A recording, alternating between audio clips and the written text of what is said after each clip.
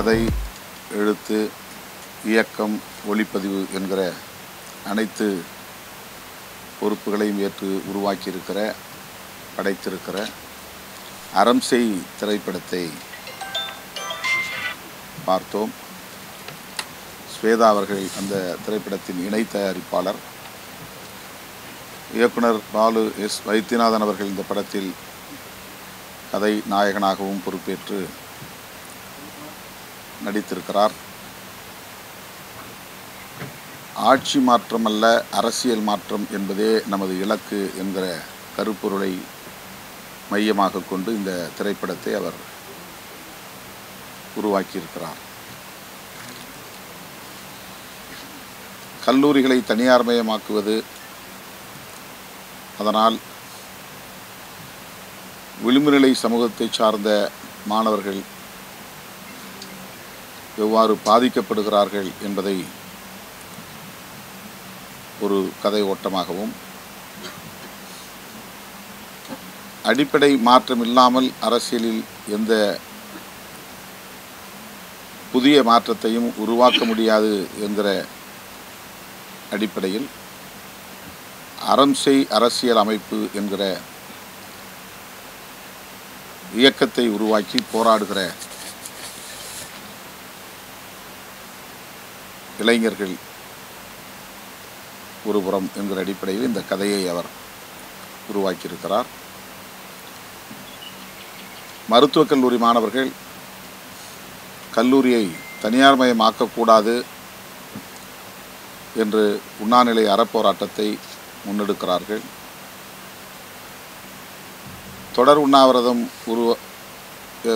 தொடர் உண்ணாவிரதத்தை நடத்தி தொடங்கி பிறகு அதனை சாகுமுறை உண்ணாநிலை அறப்போராட்டமாகவும் பரிணமித்து அரசியல் தலையீடுகளால் மாணவர்கள் வன்முறைக்கு இலக்காகிறார்கள். போராடுகிற மாணவி ஒருவர் படுகொலை செய்யப்படுகிறார். அந்த போராட்டம் அடுத்த கட்டத்தை நோக்கி நகர்கிற ஒரு நிலைப்பாட்டையும் இந்த திரைப்படத்தில் இயக்குனர் படைத்திருக்கிறார். ஒருபுறம் ஒட்டுமொத்தத்தில் அரசியலில் அடிப்படையான மாற்றத்தை உருவாக்க வேண்டும். புரட்சியாளர் அம்பேத்கர் உருவாக்கிய அரசமைப்பு சட்டத்தின்படி அரசியல் இயங்க வேண்டும். மாமேதை கார்ல் மார்க்ஸ் போன்றவர்களின் சிந்தனைகள் மக்களிடத்திலே போய் சேர வேண்டும். விவசாயிகள் உள்ளிட்ட உழைக்கும் வர்க்கம் அணிதிரள வேண்டும் என்கிற அடிப்படையில் இளைஞர்கள் கதாநாயகியாக அஞ்சனா கீர்த்தி பொறுப்பேற்று நடித்திருக்கிறார். ஒரு துடிப்புள்ள இளம் பெண்ணாக, புரட்சிகர சிந்தனை உள்ள ஒரு பெண்ணாக அவர் கதாபாத்திரத்தில் நடித்திருக்கிறார். அறம் செய்வதே அரசியல் களம் என்ற கொள்கை முழக்கத்தோடு அவர்கள் ஒரு புதிய அமைப்பை உருவாக்குகிறார்கள். அடிப்படை மாற்றத்தை ஏற்படுத்துவதற்கும் ஆயுத போராட்டம் ஒரு தீர்வல்ல, அம்பேத்கர் உருவாக்கிய அரசமைப்பு சட்டமே போதுமானது, மக்களே நமக்கு ஆயுதம் என்று அவர் போதிக்கிறார். அவர் உயர்குடியிலே பிறந்தவர், உச்ச நீதிமன்ற நீதிபதியின் பேத்தி. ஆனால் மகாகவி பாரதியாரின் கவிதைகளால் ஈர்க்கப்பட்டவர். நேதாஜி சுபாஷ் சந்திர போஸ் அவர்களின் சிந்தனைகளால் கவரப்பட்டவர். புரட்சியாளர் அம்பேத்கர் கண்ட கனவை நனவாக்க வேண்டும் என்கிற துடிப்பு மிக்க இளம் பெண். அவருடைய தலைமையில் ஒரு படை, அரசியல் படை, கருத்தியல் படை அமைக்கப்பெற்று அவர்கள் தலைமைச் செயலகத்தை முற்றுகையிடும் போராட்டத்தை அறிவிக்கிறார்கள். அந்த போராட்டம் வெகுமக்கள் போராட்டமாக பரிணமிக்கிறது. பல்வேறு அமைப்புகளை சார்ந்தவர்கள் அந்த அறம் செய் அரசியல் அமைப்போடு இணைந்து தலைமைச் செயலகத்தை முற்றுகையிட அணிதிரளுகிறார்கள். அதிலும் அரசியல் தலையீடு, முதலமைச்சர் மற்றும் ஆளும் கட்சியை சார்ந்தவர்கள் தூண்டுதலின் பேரில் குண்டர்கள் அந்த பேரணியிலே வன்முறையை ஏற்படுத்துகிறார்கள். வெடிகுண்டு வீசி வன்முறை வெறியாட்டத்தில் இறங்குகிறார்கள். அதிலே 2 போராளிகள் உயிரிழக்கிறார்கள்.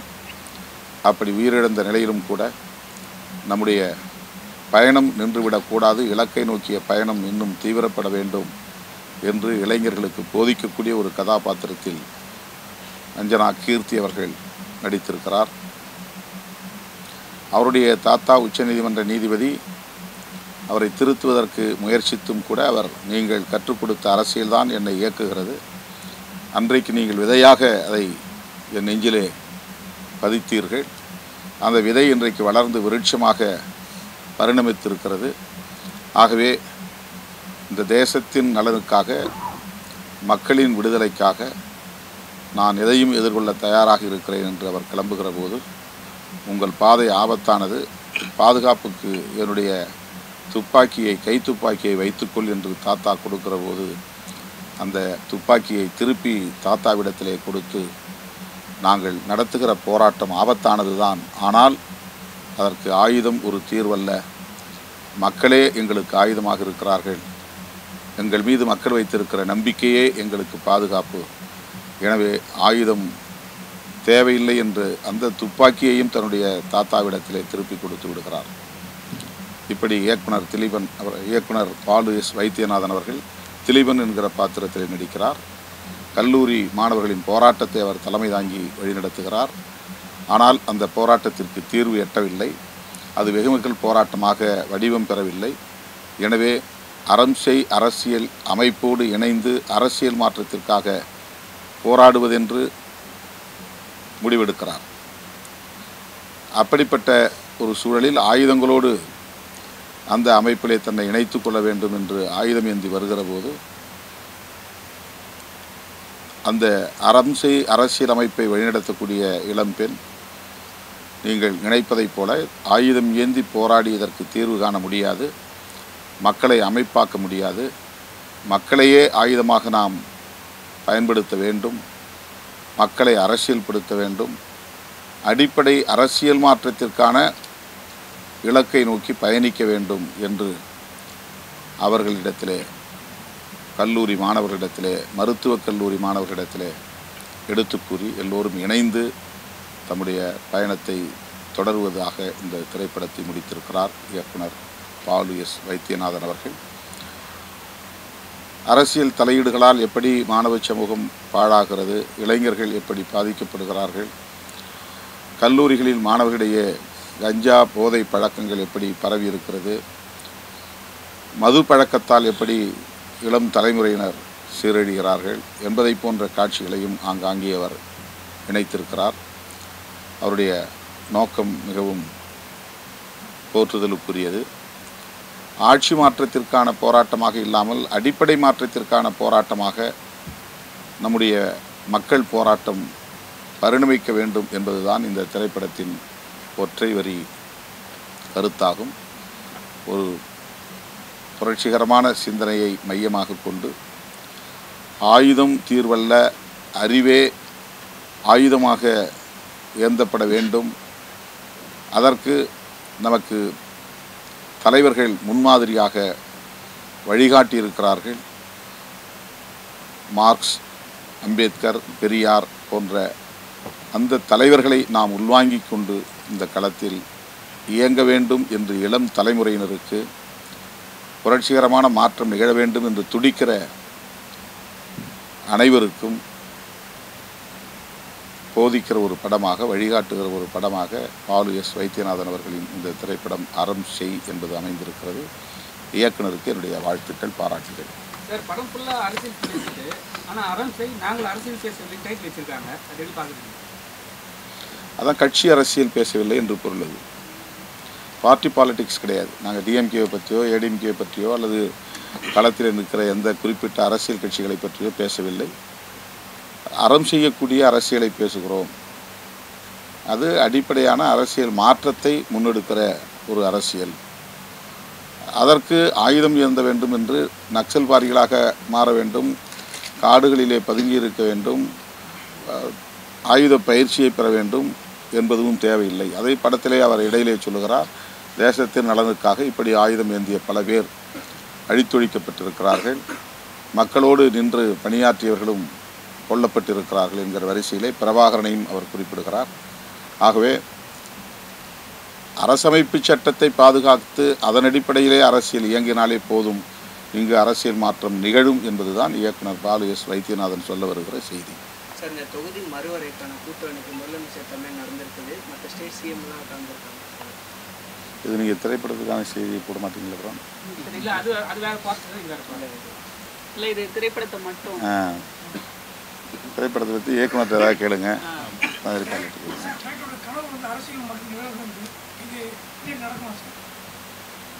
ஒரு இளம் தலைமுறைக்கு ஒரு செய்தியை சொல்கிறார்.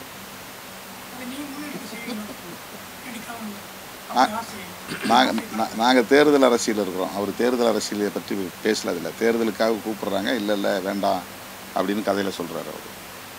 படத்தில் வந்து போராட்டம் பண்ண அரசியல் வந்து போலீஸ் அராஜகம் பண்ணுறாங்க, அடிக்கிறவங்க கொள்றாங்க, அதே மாதிரி நடந்துருக்கு. அது எப்படி பார்க்குறீங்க? ஏன்னா இப்போ போராட்டம் ஸ்டார்ட் பண்ணாவே வந்து வீட்டுக்கே போயிட்டு அரெஸ்ட் பண்ணிடுறாங்க. எப்படி பார்க்குறீங்க? ஏன்னா ஒரு முன்காலத்துலலாம் வந்து போராட்டம் சொன்னால் டைமிங் கொடுப்பாங்க, கொஞ்சம் அட்ஜஸ்ட்மெண்ட் பண்ணுவாங்க. இப்போ அதெல்லாம் கிடையாது தமிழ்நாட்டில். இல்லை, அனுமதியும் கொடுக்குறாங்க. இல்லை சார், இப்போ நீங்களே பார்த்தீங்க அண்ணாமலை இல்லை, அதெல்லாம் வந்து எவ்வளோ பேர் ஆகணும். அவர் என்ன சொன்னார் ஒரே வார்த்தை, இதுக்கப்புறம் நாங்கள் வந்து போலீஸை வந்து தூங்க விட மாட்டோம்னு சொல்லியிருக்காரு. அது எப்படி பார்க்குறீங்க? அது பார்ட்டி பாலிட்டிக்ஸ் ஆகிடும். இல்லை, அது திரைப்படம் பற்றி கேளுங்க, ஆனால் அது வேறு மாதிரி கொண்டு போயிடும், வேண்டாம். ஆனால் அவர் மிகப்பெரிய வேலைக்கு நடுவில் வந்திருக்காரு, இது வேறு மாதிரி மாறிடும், வேண்டாம். சார், நாங்கள் படம் பார்த்தோம் தான், நாங்கள் படம் பார்த்து இல்லை, உங்களுக்கு தனியான ஒரு காட்சி வேணுங்க வச்சு 22 இருக்குது பார்த்தோம் தான். நாங்கள் சார் சொன்ன மாதிரி நாங்கள் கேள்வி கேட்போம், நிறைய விஷயத்தை சார் சொன்ன விஷயத்தை நாங்கள் கேட்க முடியும். சரி, அதுக்கு தான் திரைப்படத்தை பற்றி சார் சொல்லட்டும், அதுக்கப்புறம் தனியாக நான் உங்கள்கிட்ட பேசுகிறேன். இப்போ வர நிறைய படங்கள் வந்து சமூகத்தில் இருக்கிற பிரச்சனைகளை சார்ந்து வருது. ஸோ இந்த படத்துலேயும் நிறைய விஷயங்களை சொல்லியிருக்காங்க. ஸோ இதுக்கான தீர்வு இந்த மாதிரி பிரச்சனைக்கெல்லாம் தீர்வு எந்த மாதிரி இருக்கணும்னு தெரியுங்களா? அதுக்கான தீர்வு எந்த மாதிரி? இல்லை, ஒரு திரைப்படத்திலேயே தீர்வு தேட முடியாதுல்ல. நம்ம இதெல்லாம் வந்து இதெல்லாம் நிறைய சிக்கல்கள், சமூகத்தில் அவ்வளோ சிக்கல்கள் இருக்குது. அந்த சிக்கல்களை விவாதிக்கிறோம், அவ்வளோதான். இது வந்து ஒரு உரையாடலுக்கான ஒரு களம். திரைப்படம்ங்கிறது தீர்வை சொல்லக்கூடிய ஒன்று அல்ல. சமூகத்தில் நிகழக்கூடிய சிக்கல்களை வெவ்வேறு கோணங்களில் ஆய்வது, அதன் அடிப்படையில் ஒரு உரையாடலை தொடங்கி வைப்பது, அவ்வளவுதான். இதை பார்க்கும்போது இதை பற்றி ஒரு டிஸ்கஷன் உருவாக்கும். அந்த டிஸ்கஷன் நமக்கு ஒரு தெளிவை கொடுக்கும், அவ்வளவுதான். எல்லா திரைப்படங்களுமே அப்படி தான். ஒரு திரைப்படம் ஒரு பிரச்சனையை தான் பேச முடியும், ஒரு கோணத்தில் தான் பேச முடியும். அப்போ அந்த கோணத்தில் பேசுகிற கருத்துக்கள் எந்த அளவுக்கு சரியானவை, அது நியாயமானவை அப்படின்னு பொதுமக்கள் மத்தியில் விவாதம் நடக்கும். இந்த விவாதங்கள் தான் நமக்கு ஒரு அரசியல் தெளிவை உருவாக்கும். சார், நீங்கள் சினிமா பற்றி சொன்னாலும் நான் சினிமா பற்றி கேட்குறேன். இப்போ வந்து வர படங்கள், சின்ன சின்ன படங்களை வந்து பெரிய படம் பண்ணுறவங்க வந்து தேட்டர் கொடுக்க மாட்டாங்க. ஸோ அதை வந்து பெரிய பெரிய ஆளுங்க வந்து பெரிய மடக்கியே வச்சுருக்காங்க.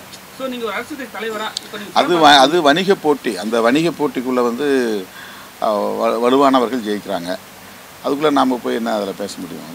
அது சினிமா வணிகத்துக்குள் நடக்கிற ஒரு போட்டியில் நடக்கிற அரசியல். படம் நல்ல படங்களை ஈர்க்கெடுப்பு செய்கிறாங்க, அதுக்காக தான் கேட்குறோம். இல்லை, அதுதான் சின்ன சின்ன சில்லறை கடைகள்லாம் இன்றைக்கி அழிஞ்சு போதில். நிறைய வணிகத்துலேயும் பார்த்திங்கன்னா, காய்கறி வியாபாரத்தில் இன்றைக்கி பெரிய பெரிய மால் எல்லாம் வந்துட்டாங்க.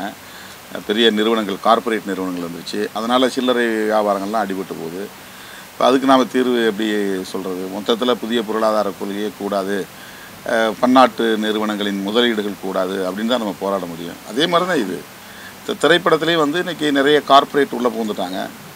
பல ஆயிரம் கோடிகளை வந்து இன்வெஸ்ட் பண்ணி எல்லாத்தையும் அவங்க மொத்தமாக கையகப்படுத்தி அந்த அடிப்படையில் வந்து அவங்க வணிகத்தை வந்து வெற்றிகரமாக நடத்தணும்னு முயற்சி பண்ணுறாங்க. இது வந்து ஒரு சில திரைப்படங்களுக்கு ஏற்படக்கூடிய பிரச்சனைகளை மட்டுமே மையமாக வச்சு பேச முடியாது. மொத்தத்தில் அரசாங்கம் கையில் எடுத்திருக்கிற புதிய பொருளாதார கொள்கை, அந்நிய பன்னாட்டு நிறுவனங்களின் முதலீடு, இது எல்லாமே இதுக்கு காரணங்களாக, பின்னணியில் காரணங்களாக இருக்குது.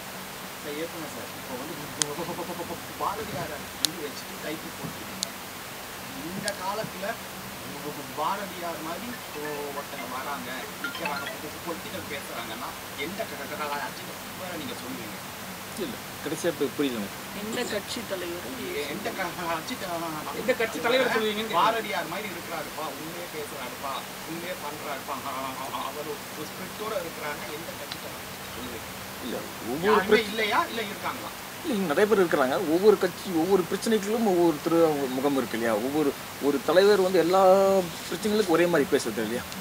அதனால் வந்து ஒவ்வொரு கட்சி தலைவர்களும் ஒவ்வொரு விஷயத்த நான் அந்த மாதிரி பார்க்குறேன். எல்லா தலைவர்களும் ஒரு ஒட்டுமொத்த பார்வை மாதிரி பார்க்க முடியும்.